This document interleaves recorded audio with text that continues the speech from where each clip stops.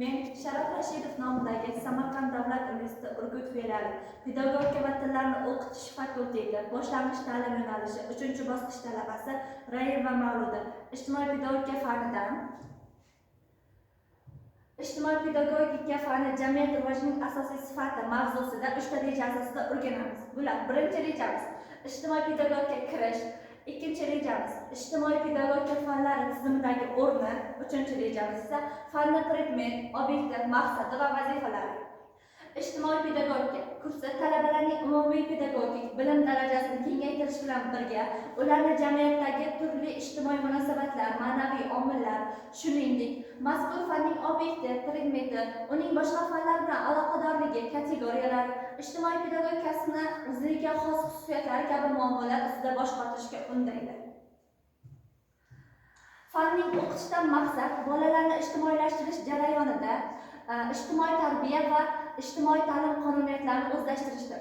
Fanning vazifasi gumanitar bilishning sohasi sifatida ijtimoiy pedagogika, uning obyekti, tadqiqot predmeti va asosiy kategoriyalar haqida nazariyaviy bilimlar berish. Ijtimoiy pedagogika O'zbekistonda ham, dunyodagi boshqa mamlakatlarda ham uzoq va chuqur an'analarga ega. Shunga qaramay, Sovet davrida ijtimoiy pedagogika yutuqlari e'tiborga olinmadi. Bolaning ijtimoiylashuvi juda uzoq va murakkab jarayon hisoblanadi.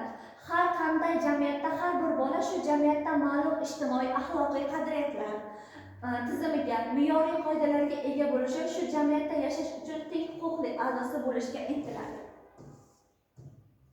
Ijtimoiy pedagogikaning tadqiqot obyekti pedagogika o'rganadigan jarayon va voqelik bo'lib, u masalani muayyan o'ziga xos aspektda hisoblanadi.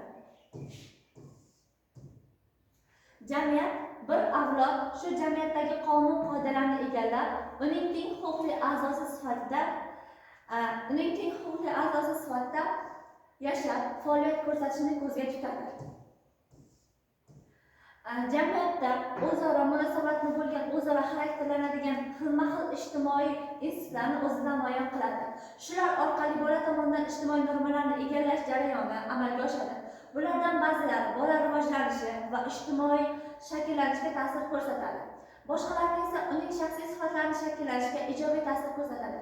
Bunday ijtimoiy institutlar qatori oila, ta'lim, madaniyatlar kiradi.